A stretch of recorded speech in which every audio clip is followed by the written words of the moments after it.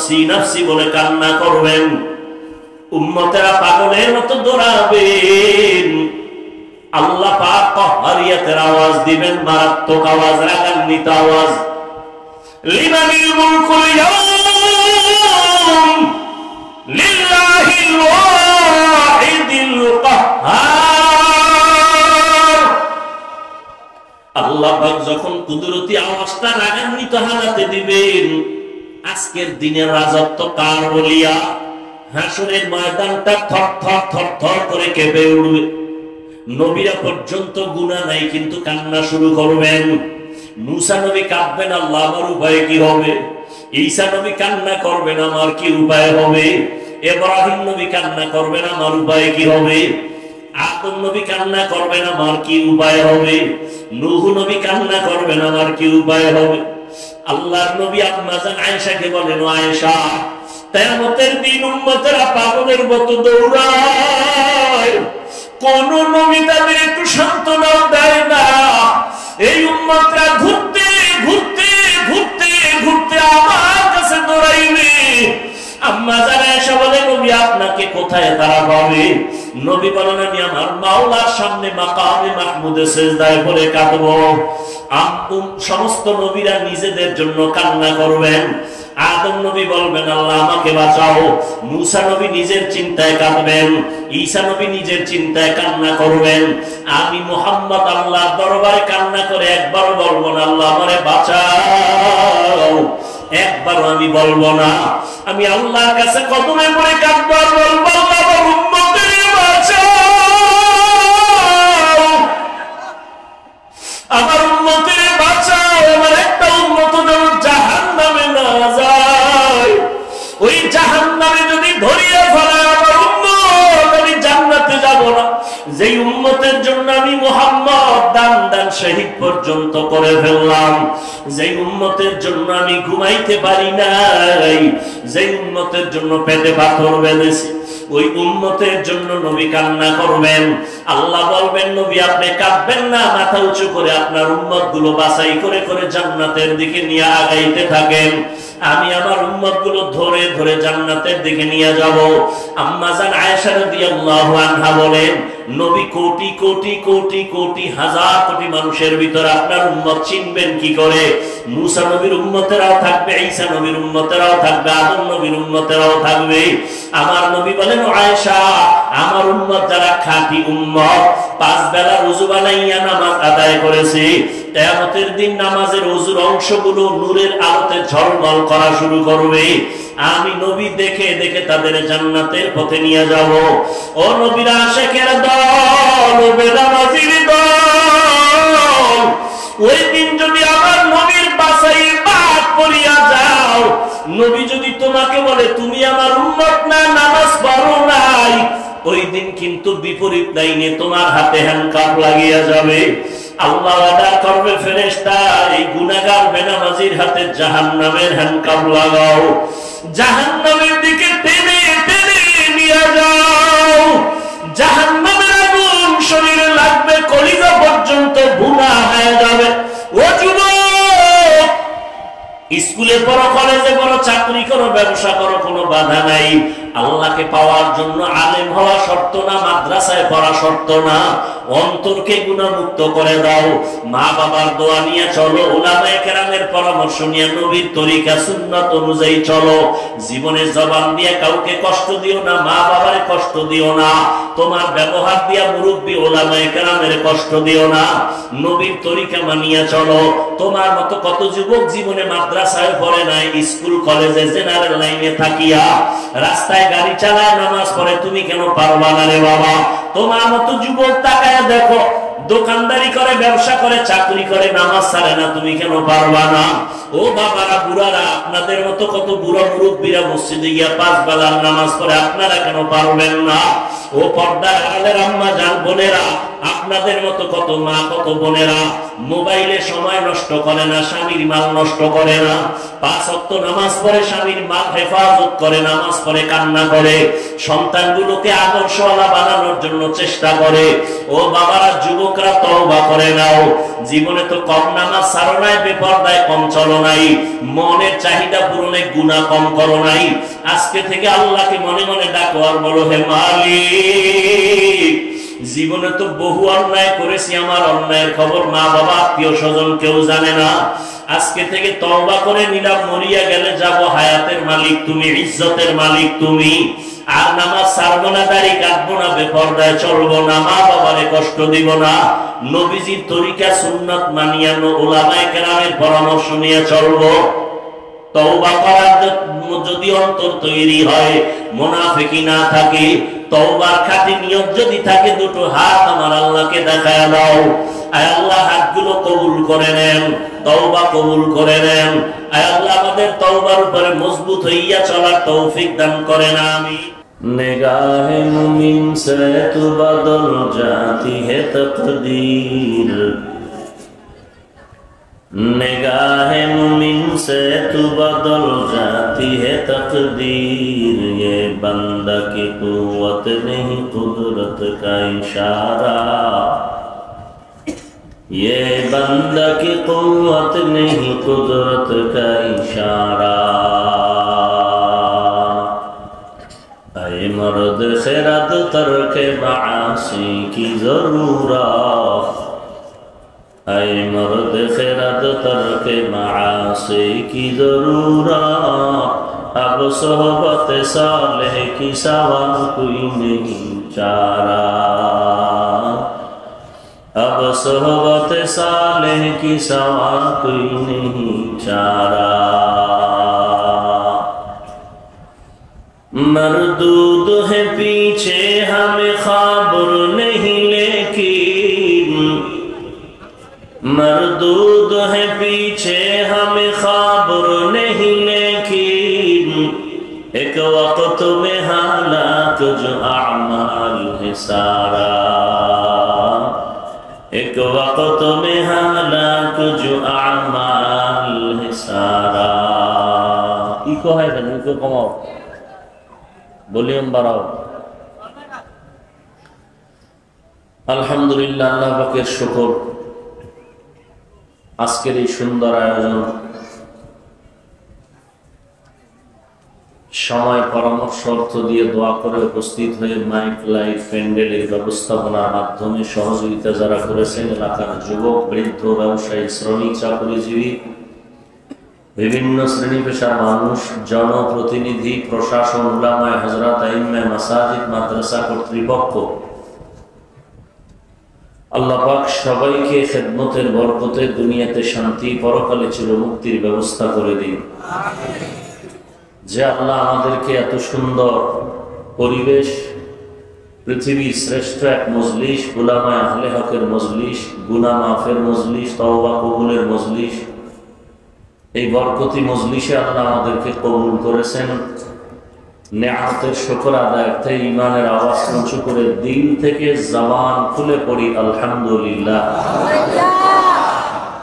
দরুদ ও সালাম সৈয়দুল মুরসালিন, রাহমাতুল লিল আলামিন, শফিউল মুজনিবিন, খাতামুন নবিয়্যিন, সৈয়দুস সাকালাইন, ইমামুল মুরসালিন, শফিউ আযম, রাসূল আকরাম, রহমত আলম, নবীউল আরব আল আজম, হাবিব কিবরিয়া, আশরাফুল আম্বিয়া, সৈয়দুল আম্বিয়া, শফিউ মাহশর, সাকি কৌসর, আকা নামদার, মদিনা का ताजदार, आफताब नबूवत, फख्र मौजूदा, सैयदुल मखलूका, हजरत मुहम्मदुर रसूलुल्लाह सल्लल्लाहु अलैहि व आलिहि वसल्लम रिवा।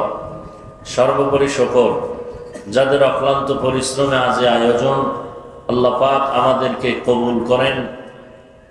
আশেপাশে যারা আছেন আল্লাহ সবাইকে কবুল করেন। যারা আসছেন, আসতে পারেননি, আল্লাহ পাক তাদেরকেও এর উত্তম প্রতিদান দান করুন। আজকের এই প্রোগ্রামের বরকতে এলাকায় শান্তি দান করেন, সমস্ত কবরদের আযাব মাফ করে দেন, আমাদের হায়াতে বরকত দান করেন, রুজি রোজগারে বরকত দান করেন। আল্লাহ পাক আমাদের দেশ শান্তির দেশ হিসেবে কবুল করেন, সারা দুনিয়ার মুসলমানদেরকে জালেমদের জুলুম থেকে হেফাজত করেন। উলামায়ে হযরত অত্যন্ত গুরুত্বপূর্ণ আলোচনা রেখেছেন, আপনারা ধৈর্যের সাথে শ্রবণ করেছেন। উলামায়ে কেরামদের কথাগুলো সহি তরিকায় উম্মাহকে আমল করার তৌফিক দান করেন। উলামায়ে কেরামের ইজ্জতকে আল্লাহ বেশি বেশি বাড়ায় দেন। ফেসবুকে যারা আলেমদের বিরুদ্ধে লেখে, আল্লাহ ওদের হেদায়েত দান করেন। আমি আপনাদের দোয়া নেওয়ার জন্য হাজির হয়েছি। সংক্ষিপ্ত আলোচনার জন্য কোরআনে হাকিমের এক আয়াতে কারিমা তিলাওয়াত করেছি, নবীজির হাদিস থেকে একটি হাদিস পড়েছি। আয়াত হাদিসের আলোকে ইখলাস ও রুহানিয়তের সমন্বয়, সহি নিয়তে, সহি তরিকায় সহি কিছু কথা ইখলাসের সাথে বলার মতো, শুনবার মতো আমাকে আপনাদের সকলকেই দয়াময় রব্বুল আলামিন তৌফিক দান করেন।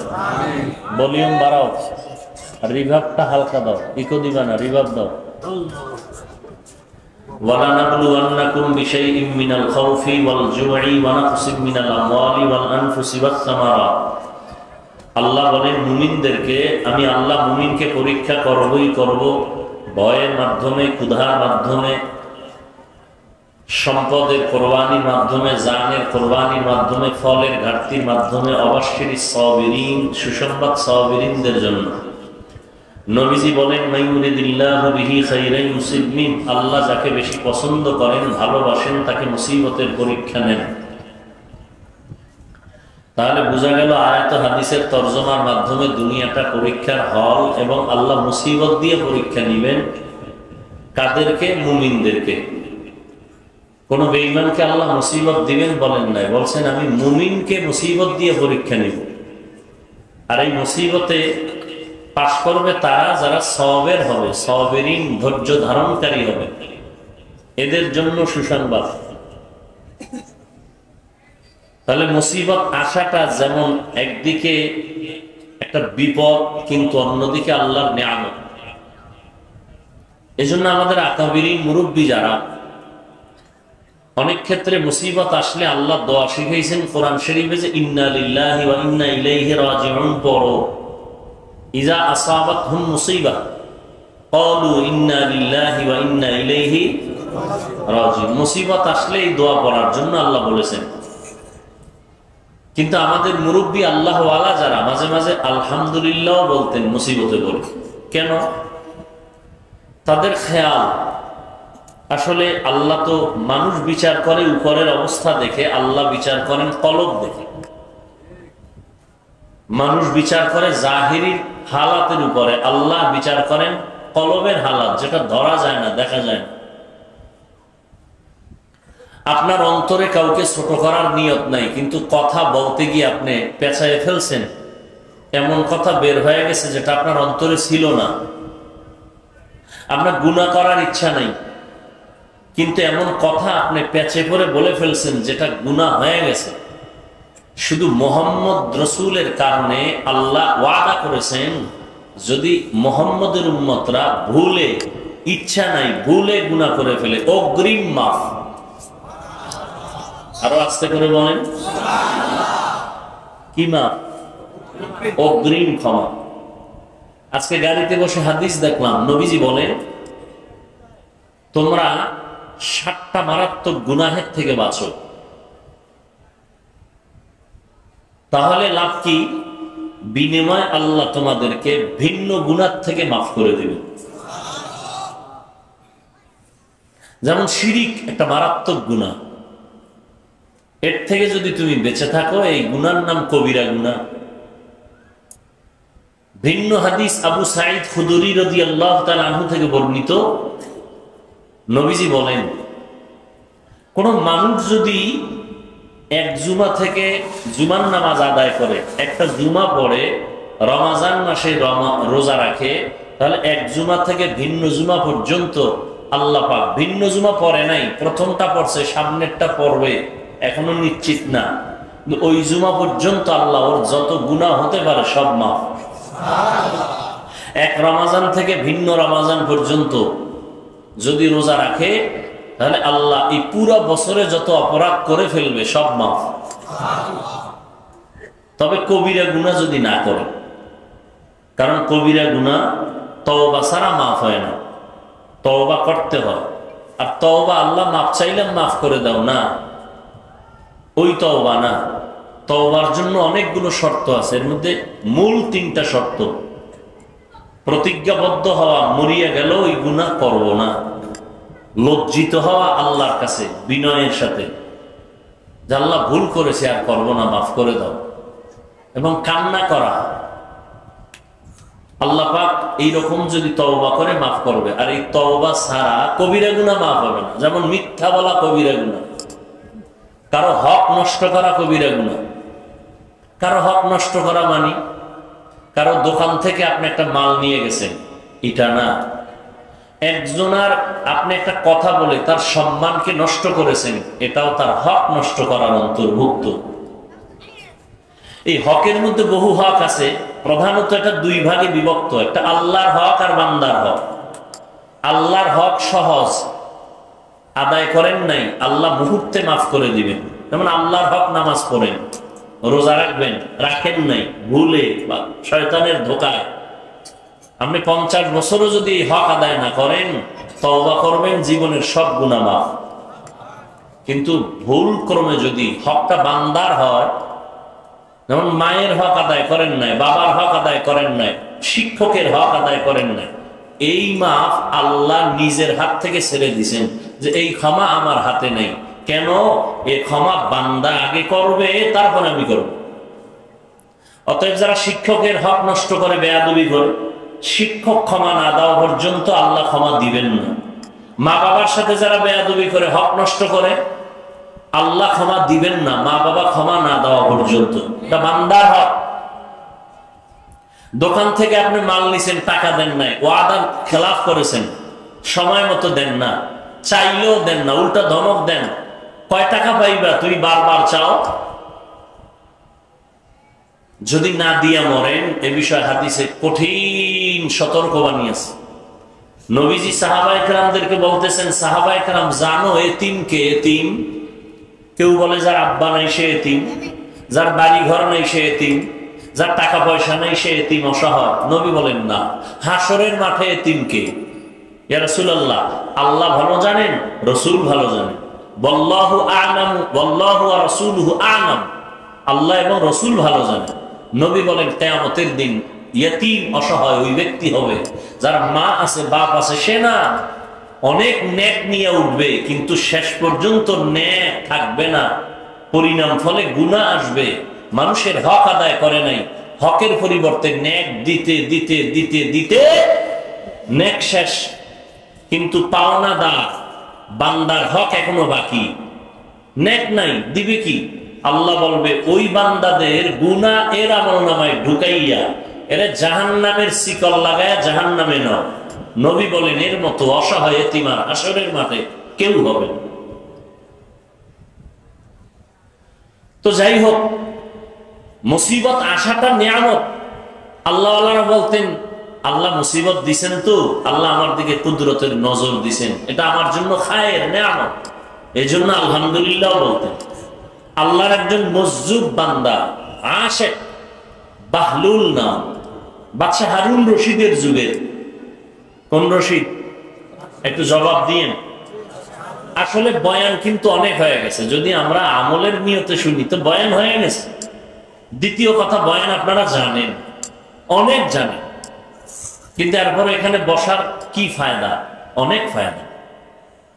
একজনের আমিন যদি কবুল হয়, সবার আমিন কবুল। এরকম মজলিসে বসা কপালের ব্যাপার। আল্লাহ সবাইকে বসান না। নবীজি বলেন হাদিসে, কেউ যদি ঘর থেকে উলামায়ে আহলে হকের মজলিসে রওনা হয়, প্রত্যেকের সাথে ৭০,০০০ রহমতের ফেরেশতা আল্লাহ কাফেলা বানায় দেন। এরা প্যান্ডেলে আসেন, যতক্ষণ বয়ান চলে ঘর পর্যন্ত ফিরা পর্যন্ত আল্লাহর ফেরেশতা ৭০,০০০। কয়জনের সাথে? প্রত্যেকের সাথে ৭০,০০০। ঘর পর্যন্ত পৌঁছা পর্যন্ত শুধু তাদের গুনাহ মাফের দোয়া করে ফেরেশতারা। আর কি আছে? এই মজলিসে বসার সাথে সাথে নবী বলেন জীবনের সব গুনাহ মাফ। তো যে হাদিসটা শুনাইতেছিলাম যে এক জুমা থেকে আরেক জুমায় যদি বান্দা আদায় করে নামাজ, তাহলে এই এক সপ্তাহে যে গুনাহ হচ্ছে সব মাফ। কোন গুনাহ ছাড়া? কবিরা গুনাহ ছাড়া। ওই তওবা ছাড়া মাফ হবে না। কারণ গীবত করছেন, গীবত, এখন গীবত করতে তো আর বিসমিল্লাহ লাগে না, আর লজ্জা পাইতে হয় না, কারণ গীবতের গোডাউন মোবাইল হাতে, বিরুদ্ধে লেখলেই হয়ে গেল।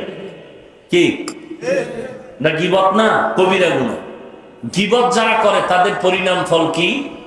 ওয়াইলুল লিকুল্লি হুমাযাতিল লুমাযা আল্লাযী জামাআ মালান ওয়া আদ্দাদা ইয়াহসাবু আন্না মালাহু আখলাদা। ওয়াইল একটা জাহান্নামের নাম। জাহান্নামের স্তর আছে অনেক, এর মধ্যে মারাত্মক একটা স্তরের নাম ওয়াইল। এই ওয়াইল নামক জাহান্নাম কার জন্য? আল্লাহ কোরআনে বলেন লিকুল্লি হুমাযাতিল লুমাযা, যারা গীবত করে। গীবত মানে একটা দোষ ঠিকই করছে, ওইটা তার সামনে না বলে পেছনে বলার নাম গীবত। বাংলা অর্থ হলো পরনিন্দা, আর একটা হলো অপবাদ। কোরআনের ভাষায় তার নাম হুমাযা, বাংলা অর্থ হলো অপবাদ, আরবি ভাষায় তাকে বলে তহমত। গীবত আর তহমত যারা করে, অর্থাৎ তহমত কি? অপবাদ কি? অন্যায় করে নেয় বানাইয়া একটা অপবাদ দেওয়া, এর নাম তহমত। দোনো দলের জন্য ওয়াইল নামক জাহান্নাম। ওয়াইল জাহান্নামটা কত মারাত্মক জানেন? কোরআন শরীফের বহু আয়াতে মিথ্যাবাদীর জন্য ওয়াইল নামক জাহান্নাম। ওয়াইলু ইয়াওমাইযিল লিল মুকাজ্জিবিন, ওয়াইলু ইয়াওমাইযিল লিল মুকাজ্জিবিন, ওয়াইলু ইয়াওমাইযিল লিল মুকাজ্জিবিন।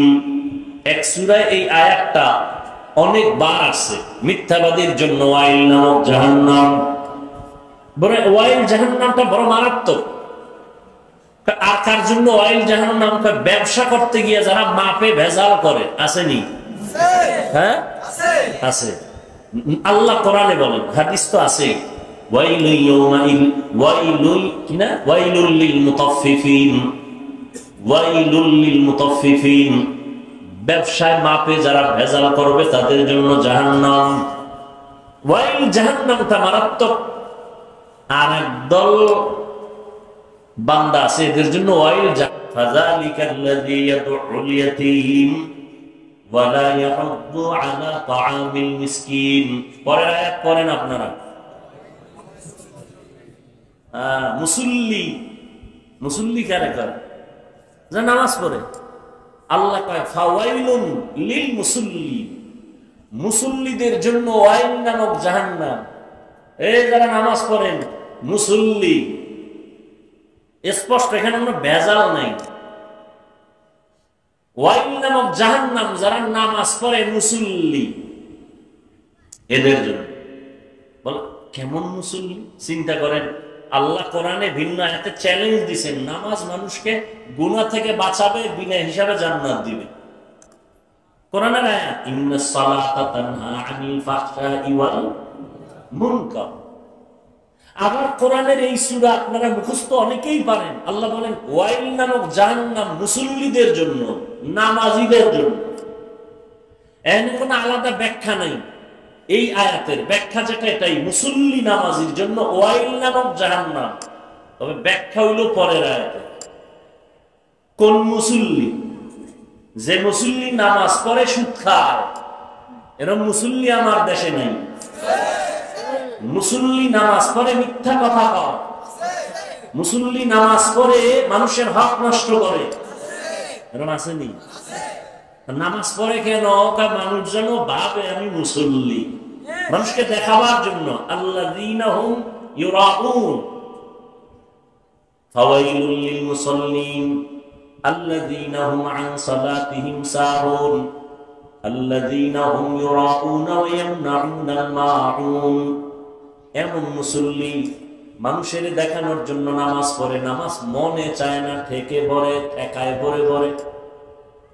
যেমন নির্বাচন হইলে অনেকে আবার নতুন করে নামাজ ধরে, বিপদে পড়লে আব্বা মরে গেছে নামাজ ধরে ফেলাইছে, আম্মা যান মারা গেছে টুপি পড়ছে নামাজ ধরছে, 15 দিন পর নেই।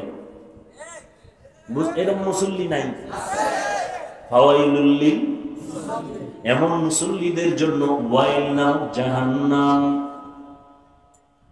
ওয়াইল জাহান্নামটা বড় মারাত্মক।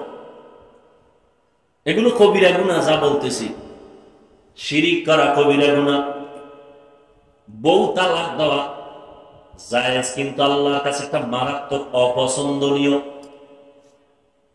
আল্লাহর কাছে মারাত্মক এক অপছন্দনীয় কাজ হলো তালাক দেওয়া। এখন ট্রেডিশন এমন হয়ে গেছে, বিয়া করে আর সারে, করে আর সারে, আছে না নাই? সব ভেজালের মূল গোড়ায় জিনিসটা কাজ করে, সেটা মোবাইল। মোবাইল আমিও চালাই, আল্লাহর কাছে দোয়া করি আল্লাহ মোবাইলের গুনাহের থেকে আমাদেরকে হেফাজত করেন। তাহলে মুসিবত ওই যে বাহলুল আল্লাহর আশেক বাদশাহ হারুন রশিদের যুগের। কোন রশিদ? বাদশাহ হারুন রশিদ বড় একজন আল্লাহওয়ালা। তার স্ত্রীর নাম জুবায়দা।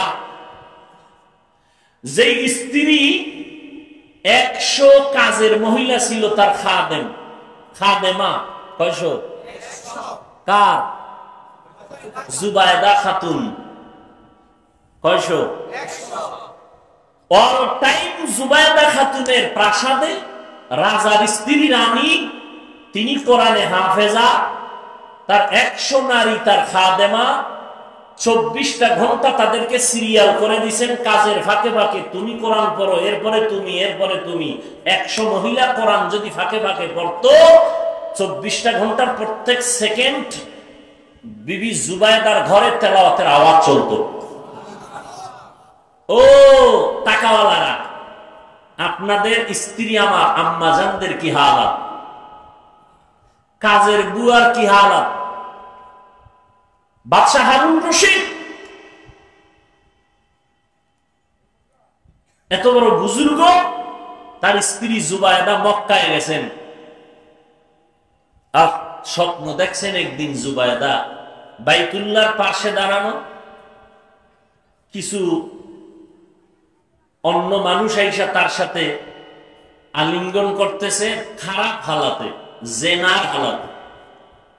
কি হালাতে? এটা খারাপ না ভালো? খারাপ না? এই স্বপ্ন দেখে হুশ আছে। দেখছে কে? হাফেজা জুবায়দা। দেখা স্বপ্নের ব্যাখ্যা সবাই দিতে পারে না, যে দিতে পারে এর কাছে গেছে, লোক পাঠায় দিছে স্বপ্নের ব্যাখ্যা নিয়ে আস। ব্যাখ্যা শুই না, কয় জুবায়দার চান কপাল। কি কপাল? জুবায়দা এমন এক নারী, আল্লাহ তাকে এত পাওয়ার দিবেন, মক্কা নগরীতে আসবেন আর তার দ্বারা মক্কা এমন খেদমত হবে কিয়ামত পর্যন্ত। এই জুবায়দার কিছু কাজের দ্বারা মক্কার হাজিরা এই খেদমতের অংশ নিয়ে জুবায়দা আজীবনের জন্য কবরে সওয়াব পাবে। মক্কা নগরীতে ড্রেন আছে, ড্রেন। মক্কার আরবি নামে তা ওই নামকরণ এখনো আছে। পাহাড়ের পাদদেশে নাম নহরে জুবায়দা। নাম কি? নহরে জুবায়দা। জুবায়দার নামে ড্রেন করা, মানুষ পানি পায় না। জুবায়দা গেল, কত টাকা লাগবে ড্রেন করে পানি দিতে, মানুষ যেন দিব্যি আরামে হাজিরা পানি পায়। হিসাবটা আমার মোবাইলে অবশ্য আছে। কত হাজার নিজের টাকা, বাদশা কিন্তু তার স্বামী, সরকারি 1 টাকাও খরচ করে নেয়, নিজের টাকা দিয়া মক্কা নগরীতে বিশাল বড় ড্রেন করছে, মক্কার হাজিদের পানি পান করার ব্যবস্থা করেছে। এই জুবায়দা সেই নামে এখনো আছে সেই ড্রেন, সবাই জানে আরববাসী, নহরে জুবায়দা। 100 কাজের মহিলা, সব কোরআনে হাফেজা, নিজেও হাফেজা। 24 ঘন্টা কোরআন তেলাওয়াত, কাজ করে কোরআন তেলাওয়াত করে, কাজ করে কোরআন তেলাওয়াত করে। অর্থাৎ তার ঘরে 24 ঘন্টা কোরআনের তেলাওয়াত, আপনার ঘরে 24 ঘন্টা সিনেমার আওয়াজ, গানের আওয়াজ। ঠিক নেই? আল্লাহ হেদায়েত দান করুন। তো ওই যুগের একজন মজজুব আশেক বাহলুল নাম, ওই পাগলা আল্লাহর বড় আশেক। তুফান আসছে, তুফান, ঝুপড়ি, ছোট ঘর, ধরে নেন দক্ষিণ থেকে বাতাস আসতেছে, উত্তরে ঘর ধাক্কা দিয়ে ফালায় দিতেছে বাতাস। বিবি বলে, ওই পাগলার বিবি, তুমি গিয়ে একটা কিছু খুঁটি বাঁশ দিয়ে ঠেকা দাও। কোন দিক থেকে? দক্ষিণ দিক থেকে। তুফান আসতেছে দক্ষিণ থেকে, ঠেক দিবে কোন দিক দিয়ে? বাহলুল গিয়ে উত্তরে না গিয়ে দক্ষিণ দিয়ে ধাক্কাইতেছে। বউকায় ব্যাপার কি? আল্লাহর সাথে কোনোদিন বাহলুল পাল্লা দেয় নাই। আল্লাহ যেহেতু চায় উত্তরে ফালাইবে, আমিও আল্লাহর সাথে একমত। মাওলার আশেক। দিল্লি কোথায়? কোথায়? ইন্ডিয়া। হ্যাঁ, আমাদের বাংলাদেশের আমাকে বুকের উপর দিয়ে এখন ট্রেন চলে যাবে না ভারতে। আমরা এস্টাবলিশড হয়ে গেছি সারা দুনিয়ায়, না টাকা পয়সার দিক থেকে অনেক আগায় যাইতেছি। ভারত আমাদের বুকের উপর দিয়ে ট্রেন চালায় যাবে।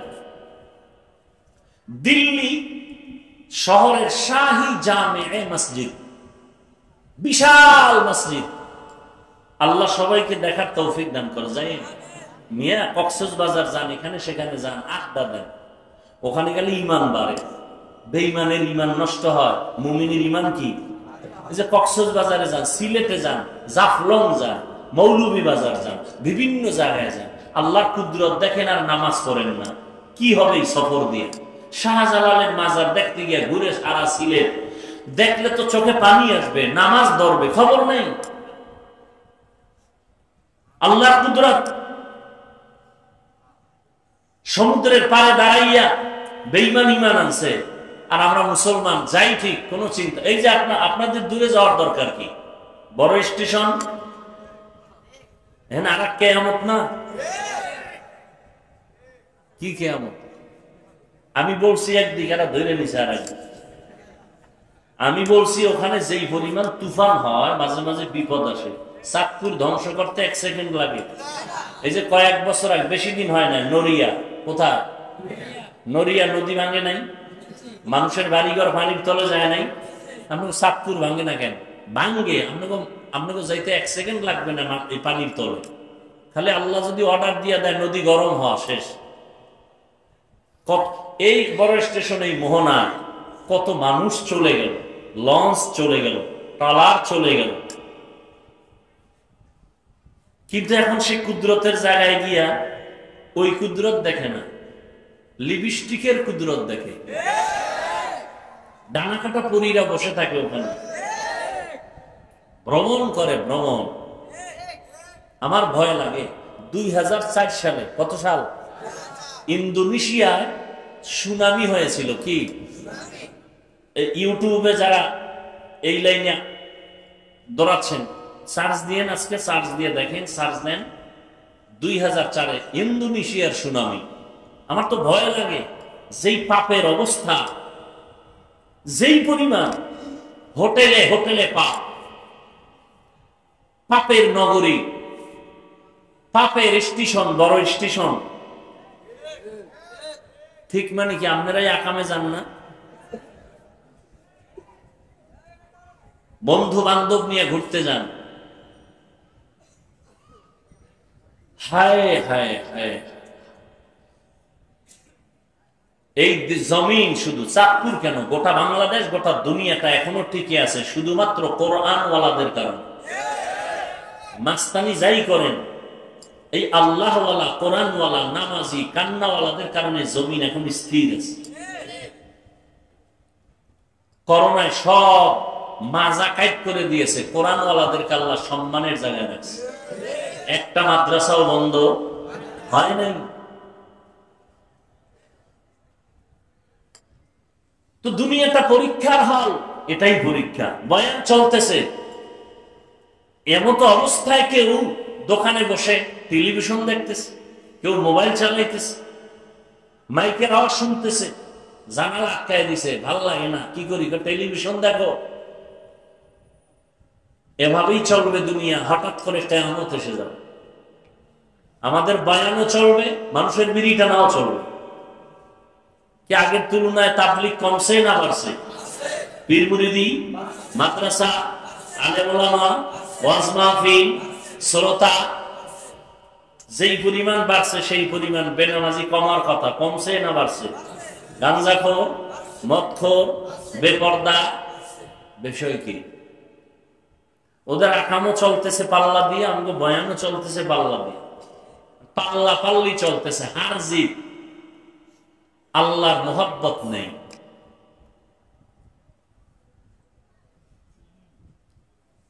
আল্লাহ আমাকে আপনাদের সবাইকে হেদায়েত দান করুন। পরীক্ষা মুসিবত আসবেই। কাদের জন্য পরীক্ষা? মুমিনের জন্য। আল্লাহ এই পরীক্ষাটা মুমিনকে করবেন, বেঈমানকে কেন করবেন না? বেঈমানের জন্য জান্নাত নাই, জান্নাত শুধু মুমিনের জন্য। আমি মুমিনকেই জান্নাত দিব, বিনা হিসাবে দিব, তবে পরীক্ষায় পাশ করা লাগবে। 5টা জিনিসের দ্বারা আল্লাহ পরীক্ষা নেবেন: ভয়, ক্ষুধা, মালের ঘাটতি, জীবনের ঘাটতি, ফলের ঘাটতি। পাশ করতে হলে একটা পুঁজি লাগবে। 5 পরীক্ষায় পাশ করতে হলে কয় পুঁজি? এক পুঁজির নাম ধৈর্য। এই যে এখানে আপনারা বসছেন, এটাও এই ধৈর্য আবার 3 প্রকার। ইবাদতের বেলায় ধৈর্য, মুসিবতের বেলায় ধৈর্য, গুনাহের বেলায় ধৈর্য। এখানে বসছেন, এটা ইবাদতের একটা অংশ। যাদের ধৈর্য নাই ওরা নাই। যাদের ধৈর্য নাই, ধৈর্য না থাকলে আপনি বসতে পারবেন না, সম্ভব না। যাদের ধৈর্য আছে তারা বসে আছে। এটা হলো ইবাদতের বেলায় ধৈর্য, আর একটা হলো গুনাহের বেলায় ধৈর্য। মানে ফজরের 4 রাকাত নামাজ পড়তে সর্বোচ্চ 20 মিনিট লাগবে। কত মিনিট? কিন্তু অনেকে 20 মিনিটের মজা পায়, ঘুমে না পায়, পাইয়া 20 মিনিটের মজায় 4 রাকাত নামাজ পড়ে না, ঘুমায়। 20 মিনিটের মজায় যে ঘুমাইলো নামাজ বাদ দিয়া, সে ধৈর্যের সাথে উঠতে পারলো না। শাস্তিটা কি, সাজাটা কি 20 মিনিট হবে? ধৈর্য নাই। অথচ সারা রাত মোবাইল চালাইছে, এজন্য কোনো পরোয়া নাই, চিন্তা নাই। সারা রাত মোবাইল চালায়, দেখছে কি কবিরা গুনাহ। কি বয়ান শুনবেন আপনারা? কি বয়ান করব? ধ্বংসের দ্বার প্রান্তে আমরা সব। লেখাপড়ার সফলতা নষ্ট, মোবাইল। যুবকদের চেহারা সব ফ্যাকাশে, সারা রাত কবিরা গুনাহ করলে চেহারা নূর আসবে কি করে? আল্লাহ সব ভাইকে মোবাইলের গুনাহের থেকে হেফাজত করে। স্বামী আর স্ত্রী নুজহাতুল মাজালিসে ধৈর্যের বয়ান একটা ঘটনা আছে, 2 মিনিট বলবো। আবার তো আপনারা এমনি তো বলে কেসা কাহিনীর ওয়াজ করি। কি ওয়াজ বলে না? বলে না? কে বলে? যে বেনামাজি। এই কথাগুলো কারা বলে? কোন নামাজিরা ঠিক মত আসলে বলেন। বেজালিল্লা নামাজির ওয়াজ করছি না একটু আগে, এরা বলে। আর বেনামাজিরই বলে কেচ্ছা কাহিনীর ওয়াজ করি। ওই আহমক জাহেলকে বলি, ও জাহেল, তুমি কেচ্ছা কাহিনীর কি বুঝো? কোরআন হাদিসের ওয়াজ না করে কেচ্ছা কাহিনী বলো। তুমি জানো কেচ্ছা কাহিনীর পৃথিবীতে শ্রেষ্ঠ কিতাব হলো কোরআন শরীফ? তোমার সেই ধারণাই নেই, তুমি তো মূর্খ। তোমার সেই ধারণাই নেই পৃথিবীতে শ্রেষ্ঠ কিচ্ছা কাহিনীর কিতাবের নাম কোরআন, শ্রেষ্ঠ কিচ্ছা কাহিনীর কিতাবের নাম হাদিস শরীফ। এবার ওলামায়ে কেরাম আমাকে একটু সহযোগিতা করবেন, সাধারণ মানুষ বুঝুক, একটু সহযোগিতা যারা আলেম আছেন করবেন। কোরআন শরীফে গরুর কেচ্ছা নাই? বলে, সত্য কথা বলেন। হাতির কেচ্ছা নাই? মশার কেচ্ছা, বাঘের কেচ্ছা আছে, সাপের কেচ্ছা আছে কোরআন শরীফে, মাছির কেচ্ছা আছে কোরআন শরীফে, বাঘের কেচ্ছা, বহু কেচ্ছা কাহিনী। 2000-এর উপরে আয়াত আছে শুধু কেচ্ছা কাহিনী, কেচ্ছা কাহিনী, কেচ্ছা কাহিনী। আর আমরা তো ওই কেচ্ছাই বলি। যেই কেচ্ছা উম্মতের শুনাইলে মানুষের দিল নরম হয়, আমরা তো সোনা বন্ধের কেচ্ছা বলি না, আমরা তো ওই কেচ্ছা শুনাই যেই কেচ্ছা শুনে মানুষ নামাজি হয়। তোমার বিরোধিতায় কি হয়েছে? তোমার কপাল পুড়েছে, আর কিছুই হয়নি। কেন পুড়েছে? আমি তো বলি, সারা বাংলাদেশে চ্যালেঞ্জ করে বলি, যারা আলেমদের বিরুদ্ধে বলে আর ফেসবুকে লেখে, এরা মা বাবার অভিশপ্ত সন্তান, কোন সন্দেহ নাই। মা বাবার অভিশপ্ত সন্তানেরাই আলেমের বিরুদ্ধে ফেসবুকে লেখে, ওর উপরে মা বাবার অভিশাপ, আল্লাহর লানত।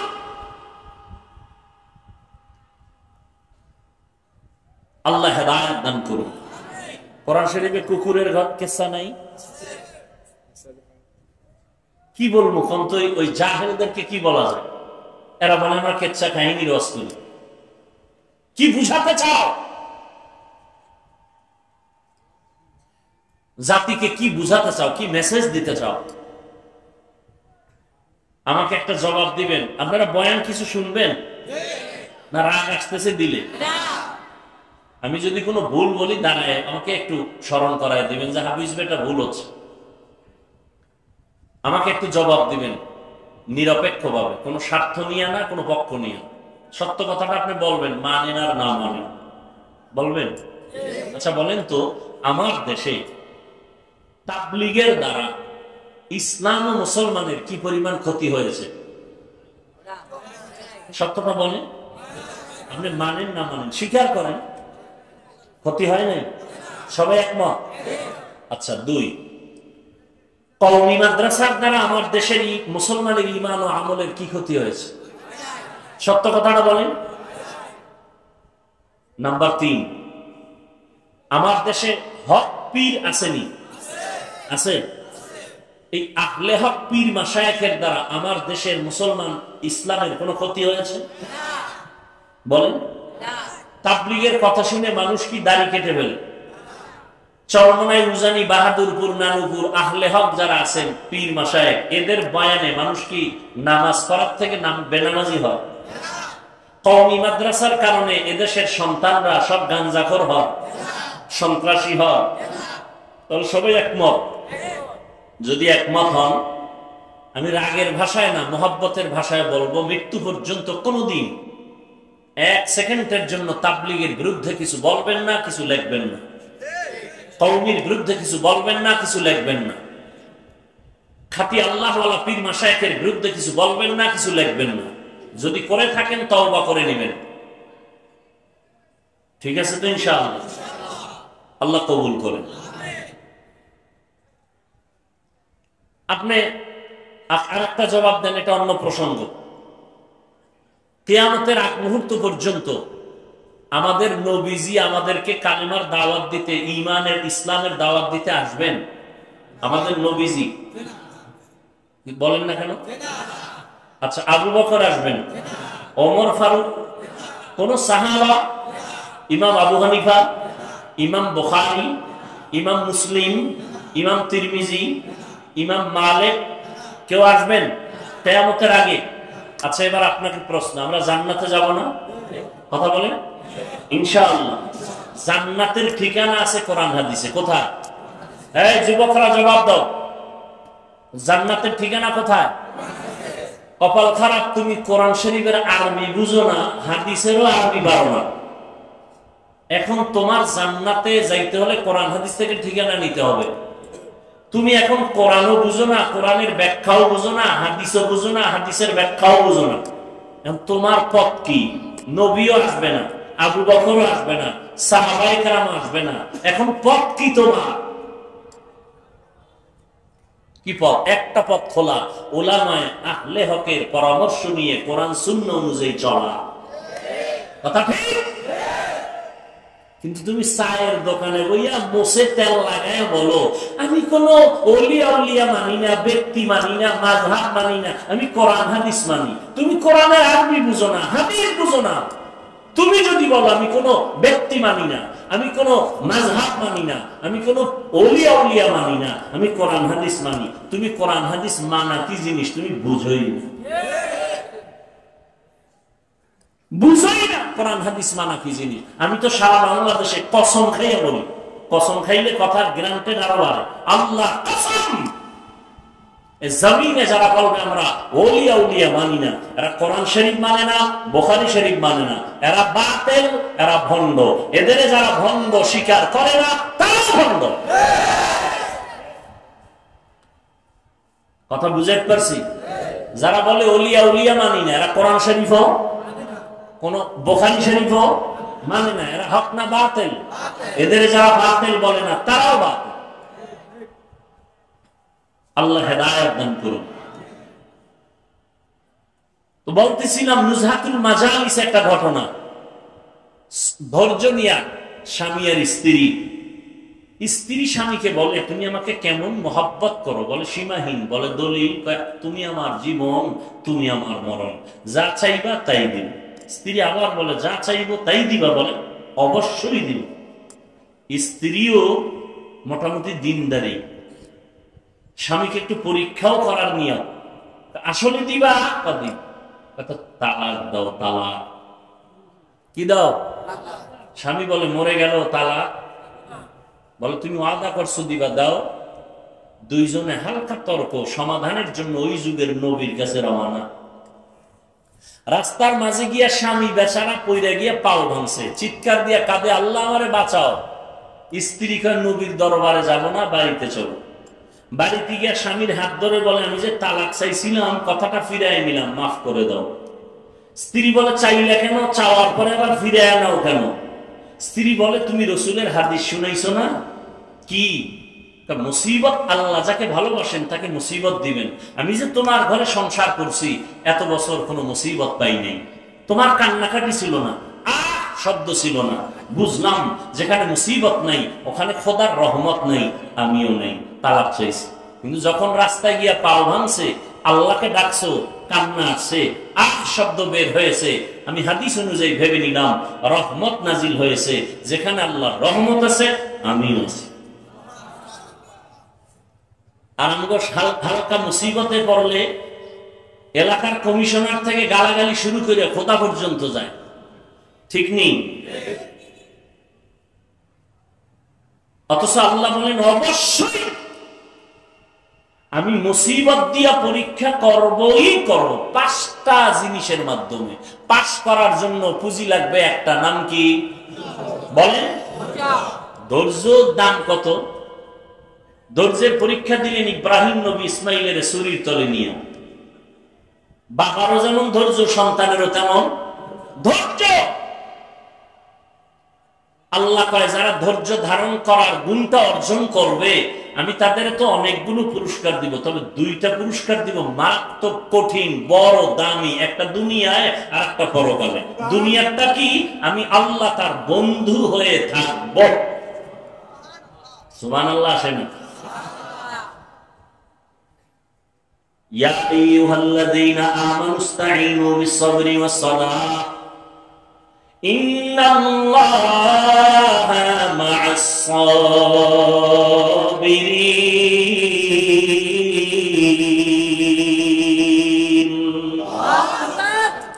আল্লাহ বলেন আমার কাছে সাহায্য প্রার্থনা করো সালাত ও সবর ও সালাতের মাধ্যমে, নিশ্চয়ই আমি আল্লাহ সাবিরিন যারা ধৈর্য ধারণকারী তাদের বন্ধু হয়ে থাকব।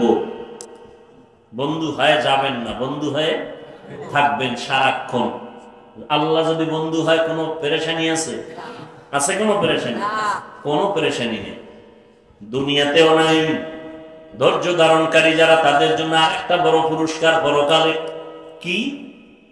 যেদিন নবীরা পর্যন্ত আল্লাহর আযাবের ভয়, সূর্যের গরম, জাহান্নামের আগুনের গরমে বেকার হয়ে যাবে নবীরা যাদের কোনো গুনাহ নাই, সেই দিন আমি আল্লাহ ধৈর্য ধারণকারীদের বলবো বিনা হিসাবে জান্নাতে চলে যাও। ইন্নামা ইউওয়াফাস সাবিরুনা আজরাহুম ইন্নামা ইউওয়াফাস সাবিরুনা আজরাহুম বিগাইরি হিসাব।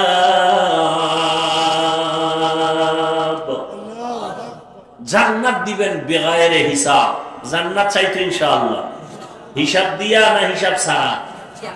হিসাব দিয়া না হিসাব ছাড়া? আল্লাহ কবুল করেন। বেহেশত আযা কে আযারে নবাশত কাসে রাবা কাসে কারে নবাশু। আল্লাহ তাআলা বলেন আমি পাঁচটা জিনিসের দ্বারা পরীক্ষা নিব। পাস করার জন্য একটা পুঁজি লাগবে। পুঁজির নাম কি? ধৈর্য। ধৈর্যটা হাদিস শরীফে নবী বলেন নিসফুল ঈমান, ঈমানের অর্ধেক হলো ধৈর্যের ভেতরে। ইয়া আইয়ুহাল্লাযীনা আমানুসবিরু ওয়া সাবিরু ওয়া রাবিতু ওয়াত্তাকুল্লাহা লাআল্লাকুম তুফলিহুন। ধৈর্যের উপরে মজবুত হয়ে থাকো। মুসিবতের বেলায় ধৈর্য, মুসিবত আসবেই, ধৈর্য হারা হওয়া যাবে না, পাগল হওয়া যাবে না। আল্লাহর উপরে স্মরণ করে ধৈর্যের সাথে মোকাবেলা করো, দোয়া করো, আল্লাহর কাছে কান্নাকাটি করো। আল্লাহ পাক মুহূর্তের মধ্যে তোমার ধৈর্যের পরীক্ষায় তোমাকে কামিয়াবি দান করবেন। গুনাহের বেলায় ধৈর্য, মুসিবতের বেলায় ধৈর্য। যদি এই ধৈর্য নিয়ে চলতে পারো, আমি আল্লাহ তোমাকে পাশ করায় দিব। পরীক্ষা পাঁচটা জিনিসের মধ্যে প্রথম হলো ভয়। ওয়ালানাবলুওয়ান্নাকুম বিশাইইম মিনাল খাউফি ওয়াল জু'। চার মাযহাবের চার ইমামের এক ইমাম হলেন ইমাম শাফিঈ রাহমাতুল্লাহি আলাইহি। তিনি বলেন এখানে পাঁচটা জিনিসের যে প্রথমটা বলা হলো ভয়। ভয় দ্বারা এখানে উদ্দেশ্য হলো আল্লাহর পক্ষ থেকে ভয়, আর একটা ভয় আছে বান্দার পক্ষ থেকে ভয়। এখানে উদ্দেশ্য হলো আল্লাহর পক্ষ থেকে ভয়। বলে কেমন? কয় বান্দা দাড়ি রাখলে তোমার আত্মীয় স্বজনরা বেজার হয়ে যাবে, দাড়ি কাটলে আল্লাহ বেজার হয়ে যাবে। ঠিক নেই? এখন কি তুমি আত্মীয় স্বজনের সম্পর্কের ভয় দাড়ি কাটবা, নাকি আমার আল্লাহর আযাবের ভয়ে তুমি দাড়ি লম্বা করো? এটা তোমার পরীক্ষা। তুমি যদি পর্দা করো, তোমার আত্মীয় স্বজনরা বেজার হয়ে যাবে। এত পর্দা কেন? দিলটাকে পরিষ্কার রাখো, বেশি পর্দা লাগবে না। পর্দা না করলে আমার আল্লাহ বেজার। যার সাথে দেখা দেওয়া জায়েজ নাই, একবার দেখা দিবে একটা কবিরা গুনাহ, দুইবার দেখা দিবে দুইটা কবিরা গুনাহ। ভুলে যদি কোনো বেগানার দিকে নজর পড়ে তাহলে আল্লাহ মাফ করবেন। ইচ্ছা করে যদি তাকায়, তাকে পায় ধরে ধরে ধরে ধরে বয়ান করার পরও তুমি দাঁড়িয়ে রাখতে চাও না। আমি দাড়ি কাটতে লজ্জা পাই, তুমি দাড়ি রাখতে লজ্জা পাও, তুমি কেমন মুসলমান? আমি টুপি মাথায় না দিলে লজ্জা লাগে, তুমি মাথায় টুপি দিতে লজ্জা লাগে, তুমি কেমন মুসলমান? আমি আল্লাহর ঘর মসজিদে না ঢুকলে লজ্জা লাগে, তোমার মসজিদে ঢুকতে লজ্জা লাগে, তুমি কেমন মুসলমান? আজকে তো হিন্দুদের যদি এত কষ্ট করে বয়ান করতাম অনেক লাভ হতো। 6 মাস লাগতো না, আমার দেশের হিন্দু বৌদ্ধ দল মদিনার আশেক হয়ে যেত ইনশাআল্লাহ। কিন্তু 12 মাস কুত্তার মতো দৌড়াই। সব আলেম ওলামারা না খাওয়ান আছে, না ঘুম আছে, না সুস্থতা আছে, এত পেরেশানি করে পাও ধরে ধরে ধরে ধরে বয়ান করি। একবারও কিন্তু বলি নাই আমি 5 কল্লি তুমি মাথায় দিয়েছি, তোমরাও দাও, না হয় জাহান্নামে যাবে, একবারও বলি নাই। অন্য টুপিওয়ালারে গালিও দেই নাই। আমি কওমি মাদ্রাসার সন্তান, কোনোদিন আলিয়ার বিরুদ্ধে বলি নাই, স্কুল কলেজের বিরুদ্ধে বলি নাই। আমি তাবলীগের লাইনের সন্তান, যারা তাবলীগ করে না এদের একটা গালিও দেই নাই। আমি নাভির নিচে হাত বেঁধে নামাজ পড়ি, যারা বুকে হাত বেঁধে নামাজ পড়ে গালি দেই নাই, হিংসা করি নাই। আমরা 20 রাকাত তারাবি পড়নেওয়ালা মুসলমান, 8 রাকাত ওয়ালাদের গালি দেই নাই, হিংসা করি নাই। তুমি আমার 20 রাকাত নিয়ে কেন এত অ্যালার্জি? তুমি আমার কওমি নিয়ে কেন অ্যালার্জি? তুমি আমার টুপি নিয়ে কেন এত তোমার অন্তরে ব্যথা? আমি তোমার আলহামদুলিল্লাহ পরে আস্তে আমিন বলি, তুমি জোরে জোরে আমিন বলো। কোনোদিন তর্কে যাই না, গালিও দেই না, হিংসা করি না। তুমি আমার আস্তে আমিন নিয়ে এত অন্তরে কেন এত ব্যথা নিয়ে চলো? আল্লাহর বান্দা, আমি মাদ্রাসায় পড়ুয়া বলি নাই স্কুল ছেড়ে দাও, কলেজ ছেড়ে দাও, সব মাদ্রাসায় চলে আসো, একবারও বলি নাই। পাও ধইরা শুধু একটাই বলি, মা বাবার কথা মতো চলো, উলামায়ে কেরামের পরামর্শ নিয়ে চলো, মদিনার নবীর আদর্শের মালা গলায় লাগাও রে যুবক। একটাই দাবি, ওই এতক্ষণ তোমার সামনে বয়ান করলাম, একটা দলের পক্ষে কথা বলি নাই। এই আওয়ামী লীগের পক্ষে বলছি, সত্য কথা বলো, মানো আর না মানো সত্য স্বীকার করো। আওয়ামী লীগের পক্ষে বলছি, বিএনপির পক্ষে বলছি, বলো। তা তুমি আমাকে দলের দালাল বলো কেন? এই বেয়াদব, এই মা বাবার অভিশপ্ত সন্তান। আমি চরমনাইয়ের পক্ষে বলছি, তাবলীগের দালালি করছি, যে চরমনাই না করলে জাহান্নামী, তাবলীগ না করলে জাহান্নামী বলছি। তো তুমি আমাকে দালাল বলো কেন? তুমি কি বুঝো দালালে? এই বেটা, মদখোরের কাছে আলেম ওলামারা যদি যায়, আর যদি আলেম ওলামা মদখোরের তালে হইরা মদ পান করে, তখন তুমি বলতে পারো এই আলেমরা মদখোরের গোলাম। কিন্তু এমন যদি হয় আলেমরা যাওয়ার কারণে মদখোর হুজুরদের লাইনে টুপি পরছে, দাড়ি দেখছে, নামাজ পড়ে, বিএনপির সাথে ওলামায়ে কেরাম যাওয়ার কারণে যদি ইসলামের উপকার হয়, তো তুমি দালাল বলো কেন? আওয়ামী লীগের কাছে হাটহাজারীর হুজুর গেছেন, কওমি মাদ্রাসার স্বীকৃতি নিছেন, ইসলামের দাবি পূরণের জন্য যদি যান, তুমি দালাল বলবা? কি পেয়েছো? এই বেয়াদবি, এই দুঃসাহস কে তোমাকে দিয়েছে? ক্লাস 5-এ পড়ে, আলিয়ায় দাখিল করে, কওমি মাদ্রাসায় কাফিয়া শারহে বেকায়া পড়ে, এরকম কিছু বেয়াদব ফেসবুকে একজন বড় আলেমের নামে ফট করে লিখে দেয় দালাল। আল্লাহ হেদায়েত দান করুন, আমিন। আল্লাহ এর যুবক, রহমতের নবী বলেন, আল্লাহর মারিফত অর্জন করা পেয়ালার মতো মজা। মারিফতের মজা যখন অন্তরে লাগবে, তখন মধুর মতো মিষ্টি। আল্লাহকে যখন চিনতে পারবা, তখন তোমাকে জীবনে কেউ জীবন নিয়ে নিবে, কিন্তু ঈমান কেড়ে নিতে পারবে না। ফিলিস্তিনের দিকে তাকাও, ইসরায়েলি জালিমের গোষ্ঠী ফিলিস্তিনের উপর আক্রমণ, বলে জমিন ছেড়ে দাও, বাইতুল মাকদিস আমাদের হাতে দাও।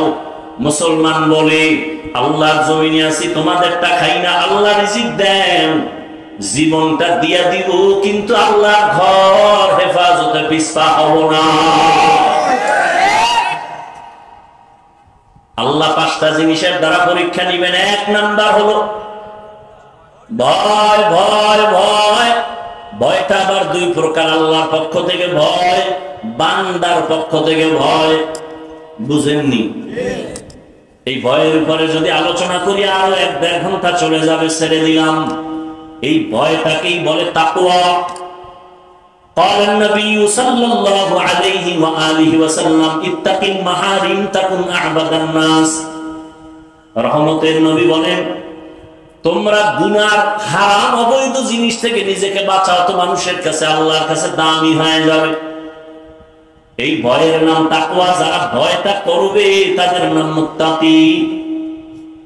আল্লাহ পাক রব্বুল আলামিন এই ভয় অন্তরে জমা করার কথা বলছেন। অর্জন করা লাগবে অন্য জায়গা থেকে, নিজে নিজে অর্জন করা যায় না। এই তাকওয়া যাদের অন্তরে থাকবে, আল্লাহ তাদেরকে দুনিয়াতে 6টা পুরস্কার দিবেন, পরকালে দিবেন 2টা।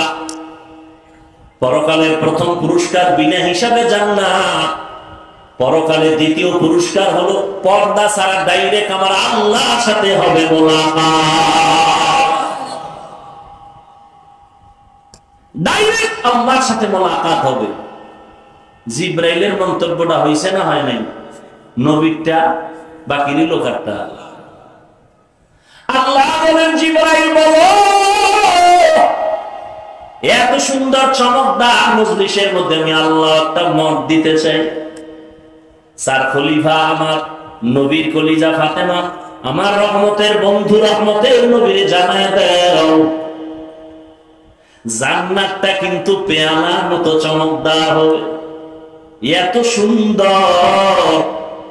আর জান্নাতের ভেতরের নাজ নিয়ামত হবে মধুর মতো মজা, এত মজা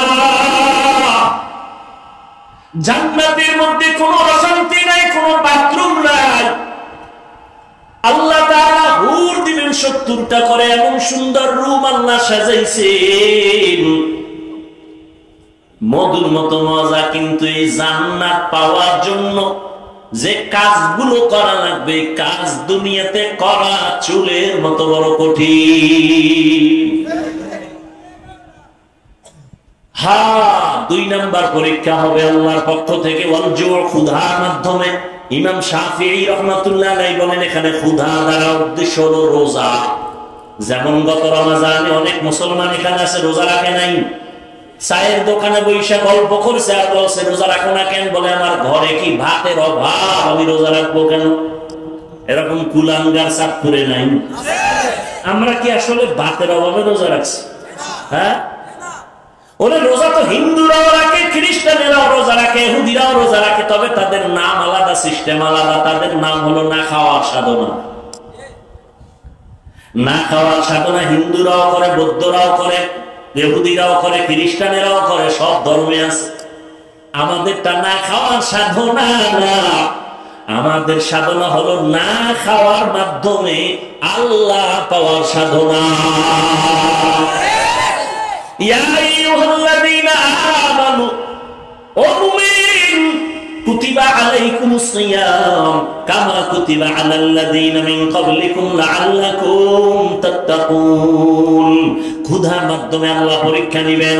ওরে শুধু কি সওয়াবের কথা? ওরে শুনো না, এই মোবাইল যারা চালাও, আজকে বাসায় গিয়ে গুগলে সার্চ দিও, গুগলে সার্চ দিও রোজার দ্বারা শরীরের ফায়দা কি।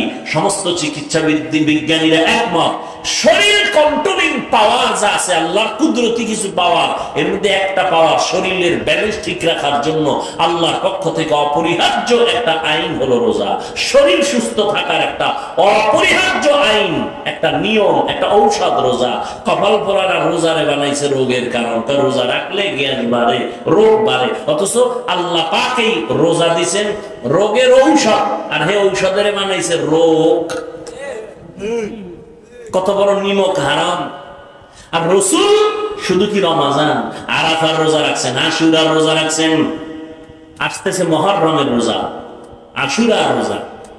রহমতের নবী সোমবার, বৃহস্পতিবার সপ্তাহে রোজা রাখতেন। আমি অহংকারের জন্য বলি না, একটু বুঝাবার জন্য বলি। আল্লাহর বহু বান্দারা রোজা রাখে সোমবার, বৃহস্পতিবার।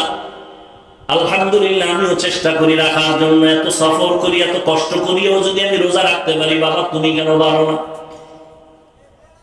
ফরজ রোজা রমজানে রাখবা, শরীরটা সুস্থ থাকবে। এক হিন্দু ডাক্তার রমজান মাসে একটা লেখা দিছে, বিশাল লেখা, রোজায় শরীরের কি কি ফায়দা ডাক্তারি মতে। আর সে রোজা রাখে না, রোজা রাখলে রোগ বেড়ে যাবে, নাউযুবিল্লাহ। ক্ষুধার মাধ্যমে পরীক্ষা, এ বিষয়ে আর প্রতি আগাইলাম না। 3 নাম্বার পরীক্ষা হবে মালের কোরবানি। ইমাম শাফিঈ রাহমাতুল্লাহ আলাইহি বলেন, এখানে মালের কোরবানি দ্বারা উদ্দেশ্য হলো যাকাত। ধনীরা যাকাত আদায় করো, যাকাত দাও। যাকাত দেওয়া এক জিনিস, যাকাত আদায় করে দেওয়া আর এক জিনিস। সারা বাংলাদেশে ঘুরি, ফাঁকে ফাঁকে সাইনবোর্ডে লেখা দেখি দারিদ্র বিমোচন করো, দারিদ্র বিমোচন করো। জমিনে দারিদ্র বিমোচনের আল্লাহর পক্ষ থেকে একটা মহা অর্থনৈতিক আল্লাহ সিস্টেম দিয়েছেন। যাকাত দিবে ধনীরা। আমি তো আল্লাহর কসম করে বলি, আল্লাহ আইনে ধনীরা যদি পাই পাই করে হিসাব করে গরিবের যাকাত দেয়, এ জমিনে দারিদ্র বিমোচন হয়ে যাবে। সঠিকভাবে যাকাত দেওয়া হয় না, এ বিষয়ে রমজানে অনেক বয়ান করেছি। যাকাত গরিবেরা কয়তো আমাকে কোনো টেনশন নেই, মালও নেই, পরীক্ষাও নেই। না, তোমাকে আর একটা পরীক্ষা, জানের কোরবানি। ধনীরা দিবে মালের কোরবানি মাদ্রাসা করার জন্য। আমার ভাইরা কেউ 1 লাখ, কেউ 2 লাখ, কেউ 50,000 ধনী মানুষ দিয়া দিলেন। কিন্তু এখন ঘর উঠানো লাগবে, মাটি কাটা লাগবে, ইট দিয়া গাঁথনি দেওয়া লাগবে। এটা ধনী পারবে না, কয় গরিব তোমরাই খাটনি দাও, জানের কোরবানি দাও। মালের কোরবানি দিলাম আমরা, জানের কোরবানি দাও তোমরা। আল্লাহ সমাজটাকে ব্যালেন্স করে দিয়েছেন। জানের কোরবানি, ইসমাইল নবী জানের কোরবানি দিতে বাবার ছুরির নিচে শুয়ে পড়ছেন।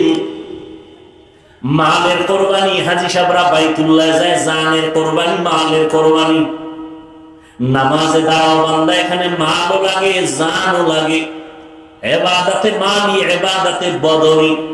ও বান্দা, তুমি আল্লাহর দেওয়া জিনিস আল্লাহর পথে ব্যয় করো, কোরবান করো। ইন্না সালাতি ওয়া নুসুকি ওয়া মাহইয়ায়া ওয়া মামাতি লিল্লাহ ওয়া মামাতি লিল্লাহি রাব্বিল আলামিন। 5 নাম্বার পরীক্ষা হলো ফলের মাধ্যমে, অসামারাত। ইমাম শাফিঈ রাহমাতুল্লাহ আলাইহি বলেন এখানে ফল দ্বারা উদ্দেশ্য হলো সন্তান। কারণ জমিনে যত মা আছে, মা, কোরআন শরীফে আল্লাহ তাদেরকে বলছে এরা ফসল উৎপাদনের ক্ষেত, আর ওই ক্ষেতের ফসল হলো সন্তান। ফসল সন্তান, আল্লাহ ফলের পরীক্ষা নিবেন। সন্তান আল্লাহ কাউকে দিবেন না, এটাও পরীক্ষা। কাউকে দিবেন, এটাও পরীক্ষা। আবার কাউকে দিয়া নিয়ে যাবেন, এটাও পরীক্ষা। সন্তান দেওয়ার ক্ষমতা আল্লাহর, নেওয়ার ক্ষমতা আল্লাহ। ছেলে দেয় আল্লাহ, মেয়ে দেয় আল্লাহ, ঠিক নি? আল্লাহ পরীক্ষা করেন। লিল্লাহি মুলকুস সামাওয়াতি ওয়াল আরদ ইয়াহাবু লিমান ইয়াশাউ ইনাসাও ওয়া ইয়াহাবু লিমান ইয়াশাউ যুকুর আও ইউযাওবিজুহুম যুকরানা ওয়া ইনাসা ওয়া ইয়াজআলু মান ইয়াশাউ আকিমা ইন্নাহু আলিমুন কাদির। আল্লাহ বলেন আসমান জমিনের চাবিকাঠি ক্ষমতা আমার হাতে। আমি আল্লাহ কাউকে ছেলে দেই, কাউকে মেয়ে দেই, কাউকে দোনোটা দেই, কাউকে কোনোটাই দেই না। পরীক্ষা কার? ছেলে সন্তানকে দেন, আল্লাহ দিয়ে নিয়ে যান।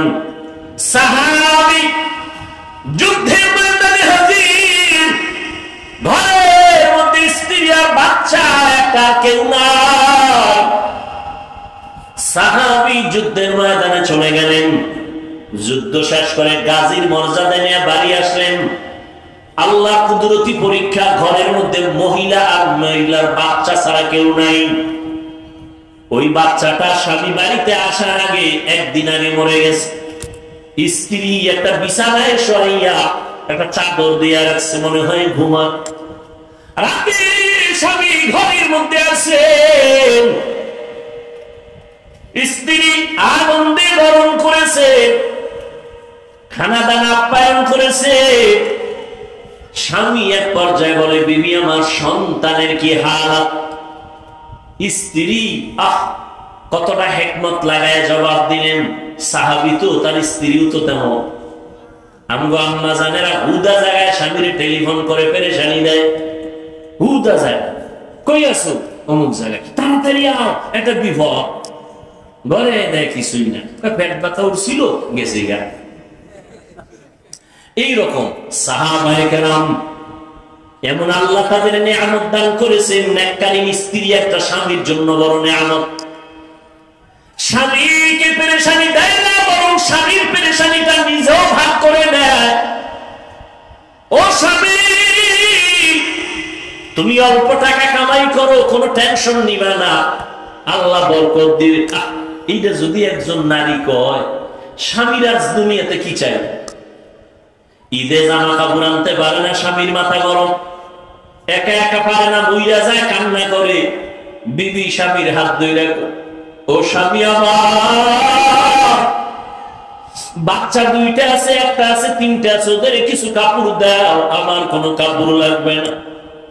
আল্লাহ যেদিন তোমার টাকা দিবে সেই দিন তুমি আনবা। এখন আমরা কোন রকম চলবো ইনশাআল্লাহ, কোনো টেনশন নিবা না। এমন একটা সাহস যদি আম্মা জান স্বামীরে দেয়, ওই স্বামী কোনদিন হালাল টাকা ছাড়া কারো হক নষ্ট করে হারাম টাকা ঘরে নিবে না। আর যেই মহিলা খালি স্বামীর টাকা চুরি করে, চুরি করে বড় স্টেশন ধরা, ঠিক নি? এরপরে হকাস মার্কেটে যায়, আরো কত কত নতুন নতুন মার্কেটে দৌড়ায়, ঠিক নি? স্বামী যত আনে নাই, যত আনে নাই, যত আনে নাই। আল্লাহর কসম, স্বামী যদি হালাল ভাবে টাকা রুজি করে আর স্ত্রী যদি স্বামীর অজান্তে টাকা দান করে, ওই কামাইতে কোনোদিন বরকত ওই সংসারে হবে না। এজন্য একটা প্রবাদ আছে না, সংসার ধ্বংস হয় না, সংসার ধ্বংস হয় নারীর কারণে, সংসার ধন্য হয় কথা বলে না রমণীর গুণে। ভালো একটা নারী ঘরে আনিসলে যুবক, ইডেন কলেজে যাইস, দামি দামি নারী বয়ে গেছে, জাহাঙ্গীরনগরে যাও, চাঁদপুরের বিভিন্ন পার্কে যাও, বড় স্টেনে যাও, ডানা কাটা ভরি ঘরে নিয়ে আয়, ডানা কাটা ভরি মানে কি, এই ভরি খালি ডানাই কাটবে। বিয়ার সিঁড়িতে বাবা দিয়া শাশুড়ির ডানা কাইটা কয় তোর মা খারাপ, ডানা কাটা একটা শেষ। কয়েকদিন কয় তোর বাপটাও কি করুন, কয় চাঁদপুর থাকবি, তা শহরে বাসা না হয় ঢাকায় এলো, ঢাকায় যাইয়া স্বামী একদিক স্ত্রী আর একদিক কিছু টাকা আত্মসাৎ করে কয় তোর ডানাও কাটলাম কেন, ডানা কাটা ভরি।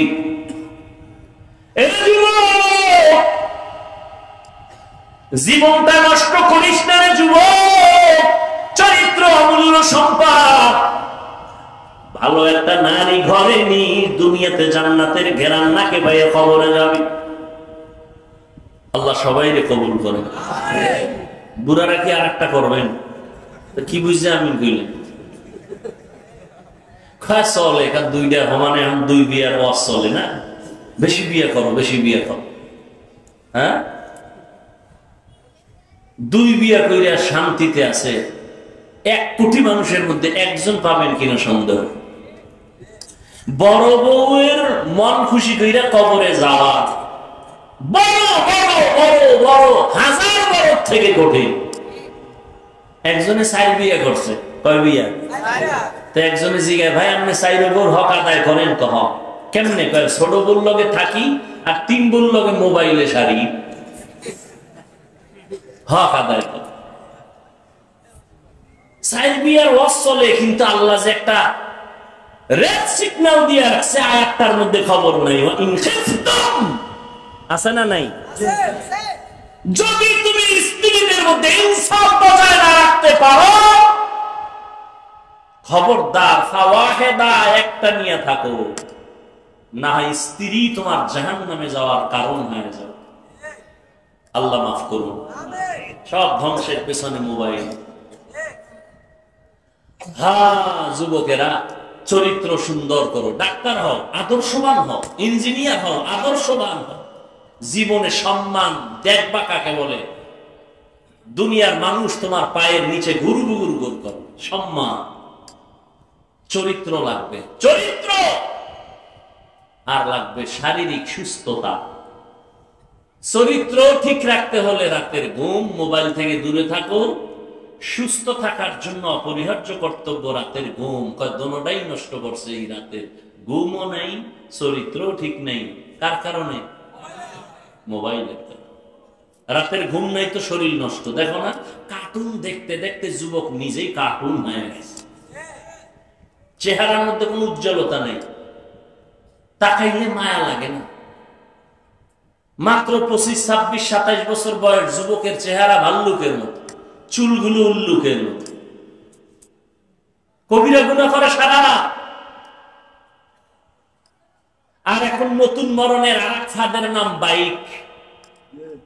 কি বাইক? ওখানে বইলেই শরীর খালি আগুন লাগে, আগুন গরম হয়। আর পেছনে যদি বিপরীত পাশ থাকে তো আরো আগুন। আল্লাহ হিদায়াত দান করুন। আবার ঢুকে অবস্থা ট্রাকের তলে নেই, একসাথে 2 জন, 11 জন। আহা, আল্লাহ হিদায়াত দান করুন। এর যুবক ভালো করে বুঝো, আল্লাহর মুহাব্বত নিয়া জীবনটারে সুন্দর করে আগাও। সাহাবী যখন বলে আমার সন্তান কই, মরে গেছে, কয় না, কয় আমার সন্তান ঘুমায়।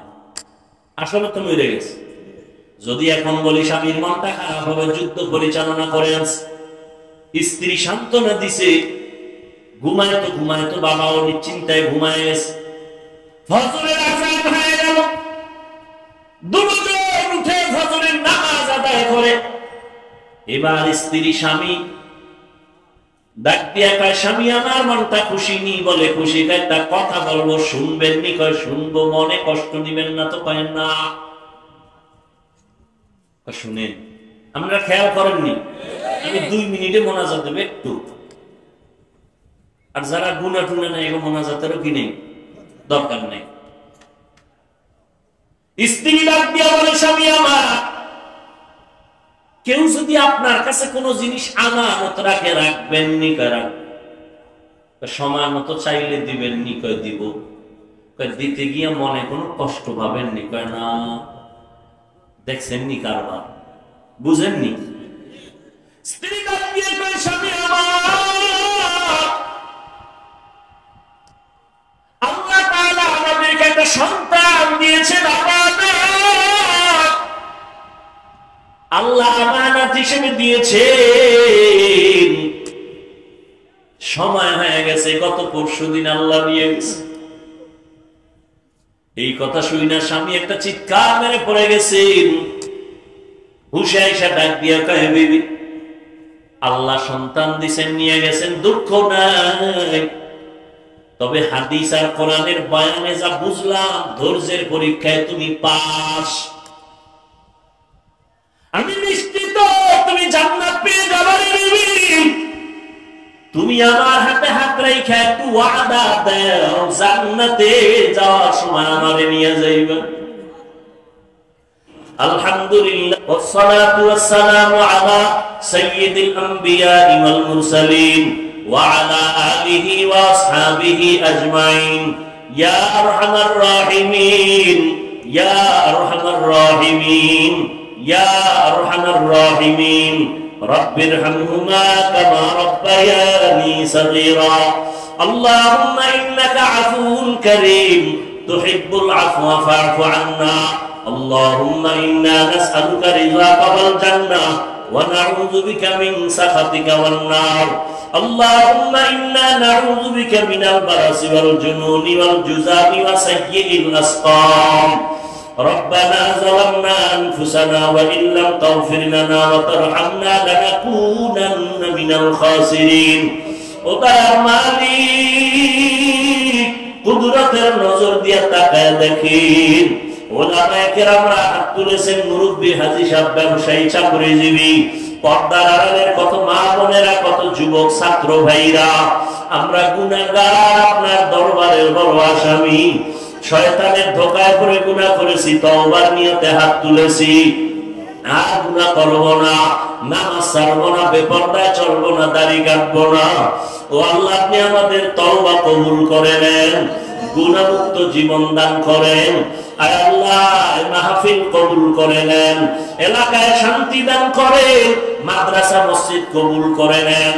আয় আল্লাহ, মা বোনদের আবেদা পর্দানিশী বানায় দেন, সন্তানগুলো নেককার বানায় দেন, মা বাবার বাধ্যগত বানায় দেন। আয় আল্লাহ, যারা লেখাপড়া করে পরীক্ষার্থী কামিয়াবি দান করেন। আয় আল্লাহ, ঘরে ঘরে সুন্নতের বাতি জ্বালায় দেন, সারা দুনিয়াবাসীকে মাফ করে দেন। ফিলিস্তিনের মুসলমানদের রহমতের চাদর দিয়ে হেফাজত করেন। ইসরায়েলের জালেম সহ সমস্ত জালেমদের জুলুম থেকে হেফাজত করেন। প্রবাসে যারা আছে, ব্যবসা চাকরি করে, হেফাজত করেন। বাংলাদেশ শান্তির দেশ বানায় দেন। আয় আল্লাহ, প্রশাসনিক ভাবে যারা কাজ করে, দিনদার বানায় দেন। জনপ্রতিনিধির দায়িত্ব যারা পালন করে, দিনের খাদেম বানায় দেন। আয় আল্লাহ, এলাকার ঘরে ঘরে সুন্নতের আমল জারি করে দেন। আয় আল্লাহ, সবার কামাই রুজি ব্যবসায় হালাল ভাবে বরকত দান করেন, কর্মখাফেক্ষি থেকে হেফাজত করেন। আয় আল্লাহ, মাখলুকতের শারাত থেকে হেফাজত করেন। আয় আল্লাহ, নেক আমলের আগ্রহ বাড়ায় দেন। ও দয়ার মালিক, আমরা যারা হাত তুলেছি, জানি না কার মা নাই, কার বাবা নাই, অন্ধকার কবর থেকে দোয়া চাই। ও আল্লাহ, ময়দানে জানি না কার এতিমের মতো হাত তুলেছে, আয় আল্লাহ সবাই সবাই রে পায়, এতিম সন্তান বাবারে পায় না, মা বাবার সে মোহাব্বতের দোয়াও পায় না। আয় আল্লাহ যার মা বাবা দুনিয়ায় নাই সব কবরওয়ালাদের জান্নাত দান করেন, যারা বেঁচে আছেন দীর্ঘ নেক হায়াত দান করেন।